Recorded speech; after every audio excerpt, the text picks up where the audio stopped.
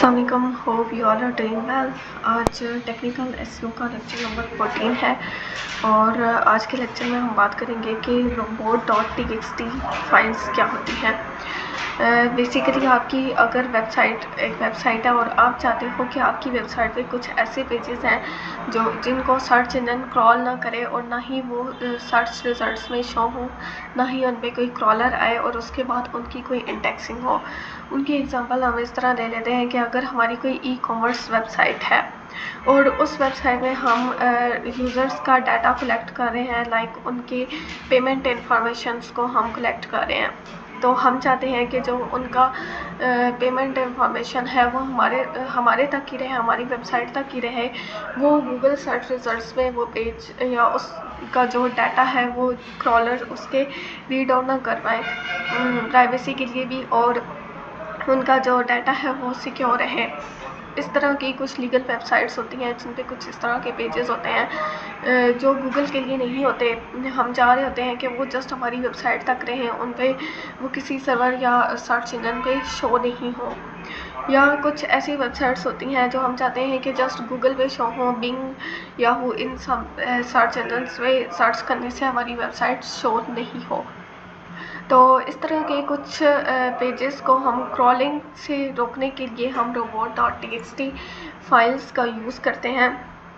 Basic अगर इसकी definition को देखा जाए तो ये एक टेक्स्ट फाइल है जो कि क्रिएट की जाती है सर्च इंजन्स को बताने के लिए कि किस पेज को आपने अलाउ करना है और किस पेज को डिस अलाउ करना है, यानी किस पेज पे आपके क्रॉलर ने आके उसके इंफॉर्मेशन को क्रॉल करना है और देन इंडेक्स करना है, और कौन से ऐसे पेजेस हैं जो हम चाहते हैं कि वो सर्च इंजन में शो नहीं हो और ना ही उनको क्रॉलर आके क्रॉल करे और फिर उसकी इंडेक्सिंग हो सर्च रिजल्ट्स में।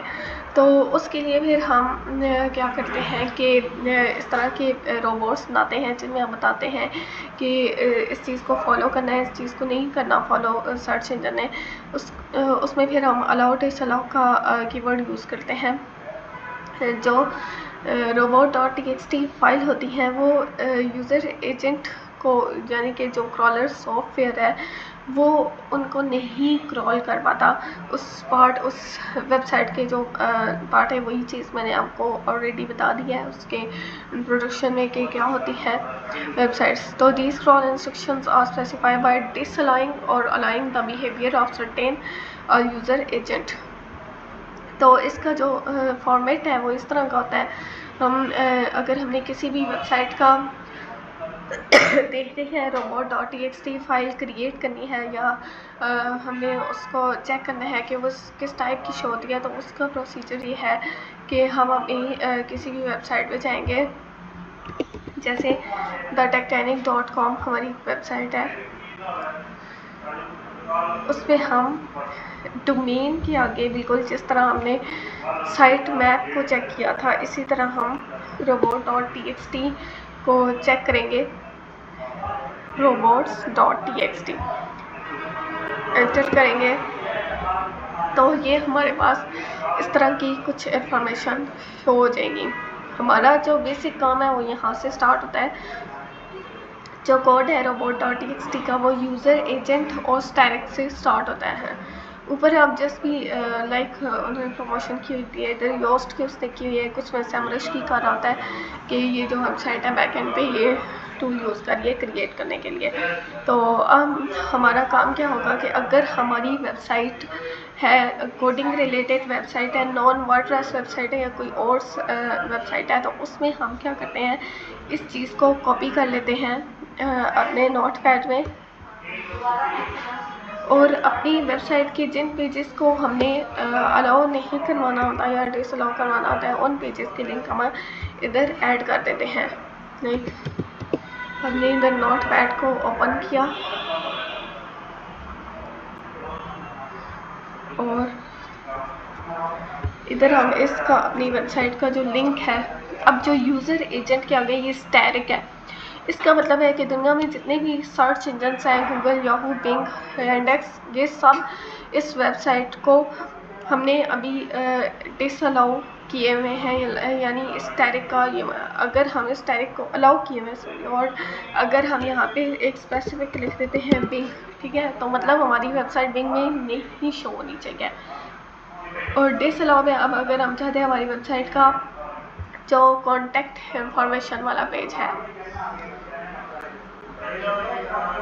या ये जो है लाइफस्टाइल वाला पेज है, ये शो नहीं हो सर्च इंजन में, तो हम इसका URL कॉपी करेंगे और देन हम उधर अपनी वेबसाइट इधर नोटपैड में जाएंगे, डिसअलाउ करवा देंगे इस पेज को, तो ये पेज सर्च इंजन में शो नहीं होगा।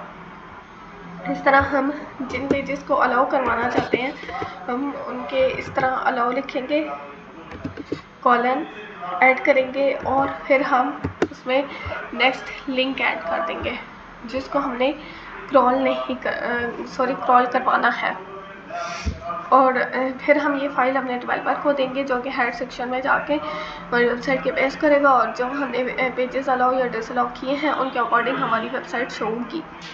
फर्स्ट मेथड ये है। सेकंड मेथड होता है CMS में जाके अगर हम का कोई भी वर्डप्रेस वेबसाइट है या इस तरह की, तो उसके साथ सी पैनल होता है। सी पैनल में आप फाइल मैनेजर में जाके यूज़ करते हो, लेकिन जैसे कि हमने पहले पढ़ा कि मोस्टली वेबसाइट्स के साथ सी पैनल नहीं होता, तो हमने डायरेक्टली वर्डप्रेस की वेबसाइट में किस तरह करना है। तो डायरेक्टली वर्डप्रेस की हम वेबसाइट में जाएंगे, हम अपने योस्ट के थ्रू भी होता है, ऑल इन वन के थ्रू भी होता है। तो योस्ट इसको में इस टूल्स के फीचर पे जाएंगे और टूल के फीचर में अब ये file editor, this tool allow you to quickly change import file और SEO लाइक योर robot.txt। तो इसमें हम क्लिक करेंगे और यहाँ पे हम अपनी इधर हमने अब अपनी वेबसाइट का कोई भी पेज डिसअलाउ नहीं किया हुआ, ठीक है। तो अगर हम कोई करना चाहें तो इसका लिंक देंगे और फिर अलाउ जिन पेजेस को हमने करना है उनको अलाउ करवा के हम इसको यूज़ करेंगे। लेकिन अब ये क्वेश्चन आता है कि ये ज़रूरी है robot.txt में, तो वो जो नॉर्मल अब ये छोटी वेबसाइट्स हैं इनमें हमें ज़रूरत नहीं है, हमने सब सर्च इंजन को अलाउ किया हुआ है, वो रीड आउट कर सकती हैं हमारी वेबसाइट को और हमने कोई भी पेज इधर डिसअलाउ नहीं किया। लेकिन अगर हमारी कोई इस तरह वेबसाइट होती है जिसमें कुछ पर्सनल इन्फॉर्मेशन होती है, हम चाहते हैं कि गूगल में वो शो नहीं हो, तो हम वहाँ पे ऑब्वियसली इसका यूज़ करते हैं। इसकी एग्जांपल आपको एक बड़ी वेबसाइट है उससे दिखाती हूँ। प्रॉपर robot.txt फाइल बनाई है, जैसे एक फोर्ब्स वेबसाइट है। फोर्ब्स वेबसाइट काफ़ी बड़ी वेबसाइट है, तो इसमें हम जाएंगे, इसका हम robot.txt चेक करेंगे।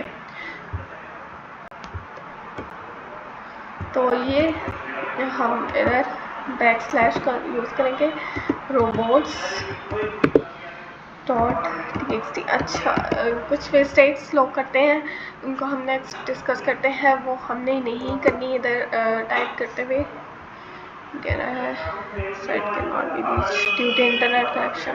इसको ट्राई अगेन कर लेते हैं।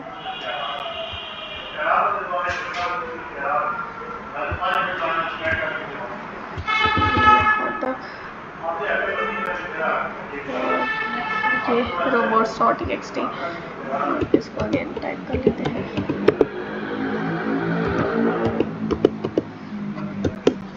तो ये हमारे पास इस वेबसाइट का प्रॉपर robot.txt फाइल बनी हुई आ गया। अब इसने सब सर्च इंजन्स को अलाउ किया हुआ है क्रॉलिंग के लिए, लेकिन अब इसके जो कुछ पेजेस हैं उनको इन्फॉर्मेशन डाटा का पेज है, फिर इसने डिसअलाउ कुछ पेजेस को किया हुआ है, ठीक है। जैसे फाइंड मोर का पेज है, ये गूगल सर्च रिजल्ट्स में नहीं शो होना चाहिए, ये उसमें कोई कंटेंट नहीं है, आप जस्ट लिंक है उस पर क्लिक करेंगे और यूज़र जाएगा उसको पढ़ लेगा। तो जब ये सर्च इंजन उसको क्रॉल करेगा उसको कोई स्पेसिफिक डाटा नहीं मिलेगा, वो ऑब्वियसली बात है कि उसमें इंप्रेशन अच्छा नहीं जाएगा, तो इसलिए उसने उनको डिसअलाउ कर दिया। प्रीव्यू का पेज है, ठीक है। इस तरह ये सारे पेजेस हैं जो ये चाहते हैं कि सर्च इंजन उनको क्रॉल नहीं करे, तो उन सब को इसने डिसअलाउ करवा दिया, ठीक है। और फिर इधर इसने डिसअलाउ स्लैश का GPT बोर्ड जो होते हैं उनको इसने इधर बाउंड कर दिया कि वो इसको रीड आउट नहीं कर सकते, और बाकी सारे पेजेस को डिसअलाउ कर दिया और इनके अलावा जितने भी पेजेस हैं वो अलाउड है। इधर हमने इंफॉर्मेशन का जो पेज है और यूज़र डाटा का जो पेज है वो इधर अलाउ है, ठीक है। तो ये इस तरह robots.txt फाइल्स जो हैं वो काम करती हैं।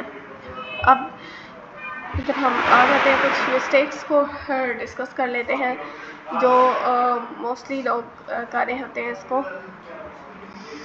लाइक अगर आप इन ऑर्डर टू फाइंड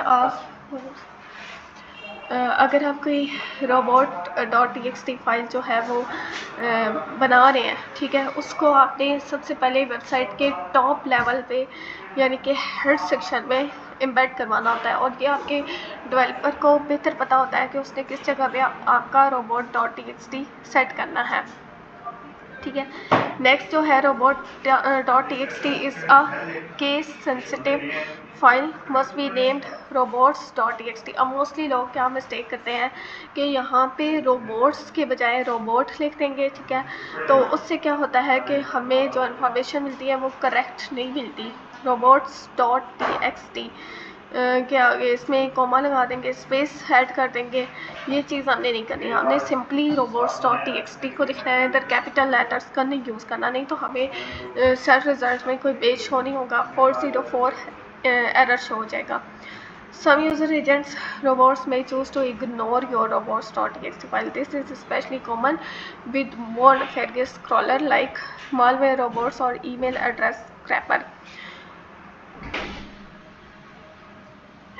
तो इस तरह के जो थर्ड पार्टी हैं सॉफ्टवेयर्स हैं उनको भी हमने डिसअलाउ करना है। तो robots.txt file is publicly available, just add robot.txt to end of any root domain।